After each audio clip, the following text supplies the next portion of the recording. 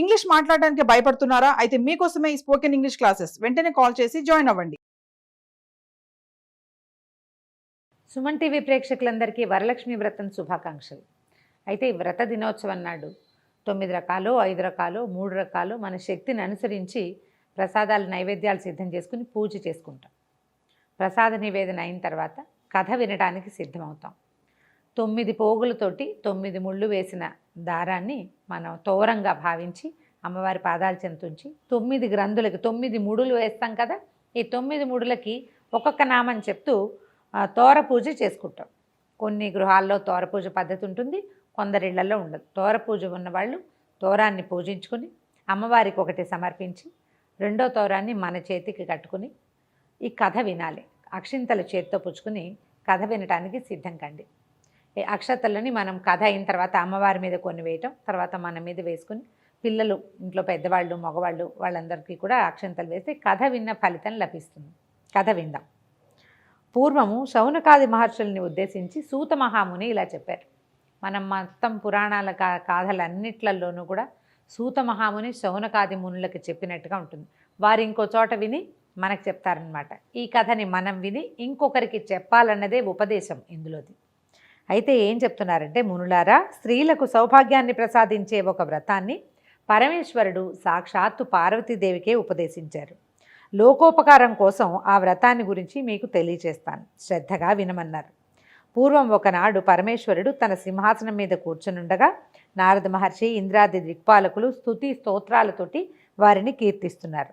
ఆ మహత్తర ఆనంద సమయంలో పార్వతీదేవి పరమేశ్వరుని ఇలా అడిగింది. ప్రాణేశ్వర, మానవలోకంలో వీళ్ళు మర్త్యులు మరణించేవారు.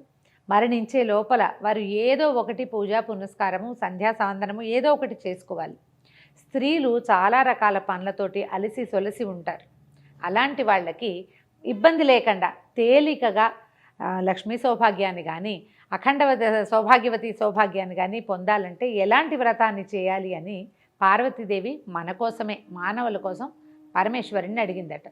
ఆ సమయంలో పరమేశ్వరుడు ఏం చెప్పాడట, పుత్రపౌత్రాభివృద్ధిగా ఉండడానికి, తర్వాత అఖండ సౌభాగ్యవతిగా ఉండడానికి, దాంతోపాటుగా సంపదలు కూడా వృద్ధి చెందటానికి సులువైన వ్రతం ఒకటి ఉన్నదని, సకలైశ్వర్యాలు కలిగి ఉండాలంటే ఇది చేయాలన్నారు. ఇది ఎలా చేయాలట, శ్రావణ మాసంలో పౌర్ణమికి ముందు వచ్చే శుక్రవారం నాడు ఈ పూజ చేయాలని చెప్పారు. చెప్తే అప్పుడు పార్వతీదేవి అడిగిందట, ఇలాంటి వ్రతాన్ని ఇంతకుముందు ఎవరైనా చేశారా? దానివల్ల తమరు సెలవిచ్చినటువంటి అన్ని సౌభాగ్యాలు పొందిన వాళ్ళు ఎవరైనా ఉంటే వాళ్ళని గురించి చెప్పమంది. అప్పుడు ఈయన చారుమతీదేవి కథ చెప్పారు. కథ చిన్నది కానీ ఇందులో మనం తెలుసుకోవాల్సిన చాలా విషయాలు ఉన్నాయి. పూర్వం మగధ దేశంలో కుండినం అనే ఒక నగరం ఉండేది. ఇది చాలా అందమైన నగరము, బహుజనులు నివసించే ప్రాంతమట. అయితే ఈ ప్రాంతంలో చారుమతీదేవి అని ఒక సాధ్వి, ఒక ఆవిడ ఉండేది. ఈవిడ చాలా సద్గుణ సంపన్నురాలు, చాలా బుద్ధిమంతురాలు. భర్తని, అత్తమామల్ని విశేషంగా సేవించేది. ఇంటికి వచ్చిన అతిథి అభ్యాగతల సేవ చక్కగా చేసేది. లోకోత్తరమైన గుణాలు కలిగినటువంటి సాధ్వి. అయితే ఒకనాటి రాత్రి ఆమెకు స్వప్నంలో లక్ష్మీదేవి కనపడిచిందట. స్వప్న దర్శనం ఇచ్చి ఏం చెప్పిందట, నీ సద్గుణాలకి నేను మెచ్చాను, నీకు కావలసిన వరాలు ఇవ్వాలనే కోరికతోటి నువ్వు ఏ వ్రతం చేసుకోవాలో అది ఉపదేశించడానికి నీ కల్లో కనపడ్డానమ్మా. కాబట్టి నువ్వు శ్రావణ మాసంలో వచ్చేటువంటి పౌర్ణమిని కంటే ముందు వచ్చే శుక్రవారం నాడు ఈ ఫలానా వ్రతం చేసుకో అని ఈ వ్రతాన్ని ఉపదేశించింది. వరలక్ష్మి వ్రతము అని చెప్పి ఉపదేశించిందట. ఈ ఉపదేశించబడిన తర్వాత ఈమె నిద్రలోంచి మేల్కొని ఇది స్వప్నమని, తనకి స్వప్నంలో అమ్మవారి సాక్షాత్తు శ్రీ మహాలక్ష్మి దర్శనమిచ్చిందని తెలుసుకుని భర్తకి, అత్తమామలకి, చుట్టుపక్కల వాళ్ళందరికీ తెలియజేసింది. స్వప్న దర్శనాలు ఏవైనా మనకి మంచి కళ వచ్చినప్పుడు ఎవరికైనా చెప్పి దీనివల్ల ఎలాంటి ప్రయోజనము, ఇందులో నిజానిజాలు ఎంత అని తెలుసుకోవాలని చెప్తారు పెద్దవాళ్ళు. కళ వస్తే చెప్పాలి, మంచి కళ అయినా చెడు కళ అయినా. ఇది మంచి కళ కావడంతో విశేషంగా అందరికీ చెప్పిందట ఆవిడ. చెప్తే అప్పుడు ఏమన్నారంటే, శ్రావణ మాసం త్వరలో రాబోతోంది, అప్పుడు ఈ వ్రతం చేసుకుందాం. అమ్మవారి స్వప్న దర్శనంలో చెప్పినట్టుగానే ఏదైనా శుభం చేకూరుతుందేమో. ఒకవేళ చేకూరినా చేకూరకపోయినా వ్రతం చేయటం అనే అద్భుతమైన వ్యవహారమైనా సాగుతుంది కాబట్టి చేద్దామనుకున్నారు. ఆ తర్వాత ఆవిడ ఏం చేశారట, 2-3 నెలల తర్వాత శ్రావణ మాసం వచ్చింది. ఆవిడ తన భర్త ప్రోత్సాహంతో పట్టణంలో ఉన్నటువంటి స్త్రీలందరికీ కబురు చేసిందట. ఈ రోజున అమ్మవారు వ్రతం చేసుకోమని ఆదేశించింది కాబట్టి ఎవరెవరి గృహాలలో వాళ్ళు వ్రతాలు చేసుకోండి, మా ఇంటికి రాగలిగిన వాళ్ళు రండని చాటింపులాగా ఒక పేరంటానికి పిలుపు చేశారనమాట. ఆమె ఇంటికి చాలామంది ఆమె యొక్క బంధువులు, స్నేహితులు, తెలిసిన వారు, చుట్టుపక్కల ఇళ్లల్లో వాళ్ళు అందరూ వచ్చారు. వచ్చిన తర్వాత వీళ్ళు ఏం చేశారట, ఈ గృహంలో ఒక పరిశుద్ధమైన ప్రాంతాన్ని ఎన్నుకొని ప్రదక్షిణకి వీలుగా ఉండేటట్టుగా చతుర్మధ్యంగా ఉండే ప్రాంతంలో గోమయంతో చక్కగా అలికి 5 రకాల రంగులతోటి ముగ్గులు పెట్టి తర్వాత పంచపల్లవాలతోటి కలశాన్ని ఏర్పరిచి అమ్మవారు వరలక్ష్మీదేవిని కలశంలోకి ఆవాహన చేసి అత్యద్భుతంగా మేళతాళాలతోటి పురోహితుల సహకారంతో వరలక్ష్మి వ్రతం చేసుకున్నారట. వ్రతం అనగా ఏమిటి? పూజ ఒక విధానం ప్రకారం చేయటం. ముందు వెనకలుగా పువ్వులో పళ్ళో సమర్పించడం కాకుండా షోడశోపచార విధానంతో 16 ఉపచారాలతోటి లక్ష్మీదేవిని సేవించటం. ఈ సేవ సక్రమంగా జరిగేసరికల్లా పూజ అంతా పూర్తయిపోయింది. తర్వాత నివేదనలు జరిపారు.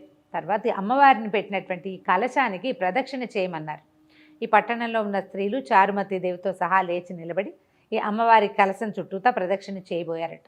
మొదటి ప్రదక్షిణ చేయగానే ప్రదక్షిణ చేస్తున్న స్త్రీలందరికీ కూడా చేతులకి, పాదాలకి ఎన్నో రకాల స్వర్ణాభరణాలు వచ్చినాయట. ఆశ్చర్యపోయారు. అమ్మో, అమ్మవారి అనుగ్రహం ఇట్లా కనపడుతోంది అనిపించింది.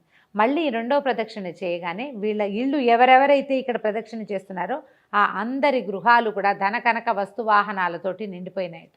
మూడో ప్రదక్షిణ చేసేసరికల్లా ఆ ప్రాంతం అంతా కూడా బంగారు కాంతులతోటి చాలా ప్రకాశవంతంగా మారిపోయిందట. ఈమె ఇంటికి, చారుమతీదేవి ఇంటికి వచ్చారు వాళ్ళందరికీ కూడా వాళ్ళ గృహాల నుంచి రకరకాల బళ్ళు, అశ్వాలు కట్టినవి, ఏనుగులతోటి, తర్వాత పల్లకీలు, చిన్న చిన్న రథాలు, అట్లా అన్నీ వచ్చినాయట వాహనాలు వాళ్ళని తీసుకెళ్ళడానికి. ఆ వచ్చిన అతిథి అభ్యాగతులందరికీ కూడా, అంటే వ్రతానికి పిలువబడి వచ్చిన వాళ్ళే కాకుండా ఏదో వ్రతం జరుగుతోంది విశేషంగానే వాకిళ్లలో నిలబడి చూసిన వాళ్ళకి కూడా విశేషంగా వాయనాలు, తాంబూలాలు సమర్పించి భోజన భాజనాదులతోటి సత్కరించి పంపించారు చారుమతీదేవి, ఆమె భర్త కూడా. ఆ తర్వాత నుంచి ప్రతి సంవత్సరము కూడా ఈ కుండిన నగరంలో వరలక్ష్మి వ్రతాన్ని ఎవరిళ్లల్లో వాళ్ళు ఆచరించడం మొదలుపెట్టారట. ఆ కథని పరమేశ్వరుడు పార్వతీదేవికి చెప్పారని శౌనకాది మునులకి సూత మహాముని ఉపదేశించారు. ఇందులో మనకి ఉపదేశం ఏంటంటే, ఎవరైతే భర్తను, అత్తమామలను, అతిథి అభ్యాగతలను సేవిస్తారో వాళ్ళకి లక్ష్మీదేవి కృపాకటాక్షాలు ఉంటాయి. ఏదైనా శుభం, మంచి వ్రతము, పూజ చేసుకునేటప్పుడు మన ఇంట్లో మనమే చేసుకోకుండా నలుగురిని పిలిచి అందరికీ కూడా ఈ అమ్మవారి ప్రసాదాన్ని పొందే అవకాశాన్ని కనుక ఇస్తే మనకి మరుసటి సంవత్సరం మరింత బాగా చేసుకునే అవకాశం లభిస్తుందని ఈ కథ ద్వారా మనకి ఉపదేశం తెలుస్తుంది. కథ విన్నారు కదా. అక్షింతలు అమ్మవారి మీద వేయండి.